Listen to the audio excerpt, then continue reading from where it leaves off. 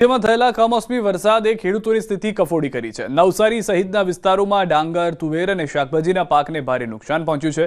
મુખ્યમંત્રીએ ખેડૂતોને પૂરતું વળતર મળે તે માટે તંત્રને તાત્કાલિક પગલાં લેવાના આદેશ આપ્યા છે। જિલ્લાના તમામ 384 ગામોમાં કુલ 138 ટીમો દ્વારા સર્વે કાર્ય પૂરું કરવામાં આવ્યું છે।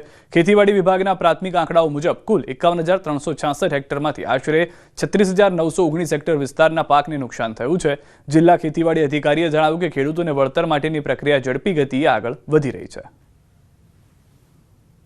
જે કમોસમી વરસાદ આવ્યો હતો અને નવસારી જિલ્લાની અંદર જે પાકોને નુકસાન થયું હતું એ સંદર્ભે સરકારશ્રીના એસડીઆરએફના નોંધ મુજબ એનું આકલન કરવા માટે જિલ્લા ખેતીવાડી શાખા, બાગાયત શાખા મળી અને 138 જેટલી સર્વેની ટીમો અમારા તરફથી બનાવવામાં આવી હતી અને અસરગ્રસ્ત જે 36,919 હેક્ટરમાં થયું હતું એ વિસ્તારમાં મારા તરફથી સર્વે કરવામાં આવ્યો હતો। તો 22,540 હેક્ટરમાં 33% કરતાં વધુ નુકસાની જોવાઈ હતી।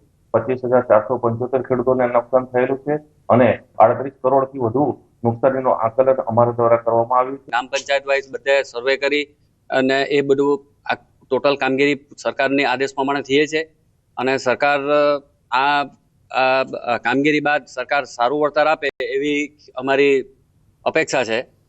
ખેડૂતોને ખરેખર બહુ મોટું નુકસાન છે।